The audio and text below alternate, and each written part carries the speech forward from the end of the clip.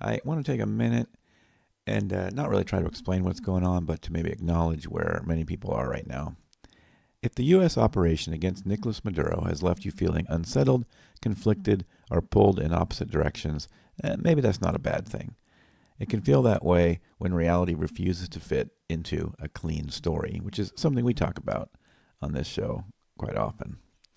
There's a lot of pressure, especially in moments like this, to go to some kind of moral certainty, to decide it was good, to decide it was evil, to pick a side, to post a take, to lock in an identity. I want to suggest that resisting that pressure right now may be one of the healthiest civic responses available to us. Two things can be true at the same time.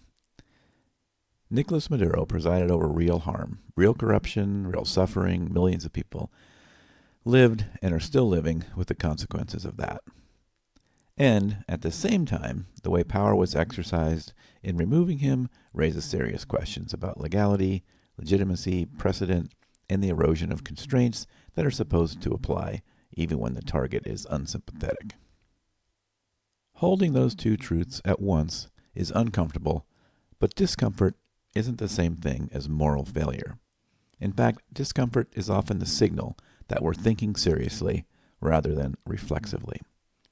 One of the things outrage-driven systems do very well is convert uncertainty into urgency. They take our very human desires for clarity and turn it into a demand for immediate judgment. Certainty feels stabilizing when the ground shifts.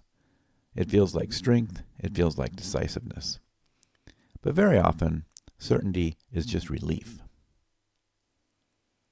Relief from having to sit with ambiguity, relief from admitting that the world doesn't always sort itself into heroes and villains, relief from the harder work of asking what norms matter even when they protect people we dislike. Democratic systems, when they function, depend on something that doesn't get much applause: restraint. Restraint by leaders, restraint by institutions, and restraint by citizens. The ability to pause, the ability to ask not only what outcome do I want, but what methods am I willing to normalize. The ability to say, I need more time before I decide what this means. That kind of restraint doesn't feel powerful in the moment. It doesn't scratch the emotional itch. But it's the difference between rule-based systems and boss-based systems, the difference between law and force. So if you're feeling flooded right now, here are a few grounding questions, not to answer perfectly, just to sit with. What do I actually know, and what am I filling in because I'm uncomfortable with not knowing yet? What emotion is loudest for me right now? Anger, relief, fear, vindication. And what would it look like to give this story a little time before letting it harden into identity? You don't need to disengage to be resilient, and you don't need to rush to judgment to be morally serious.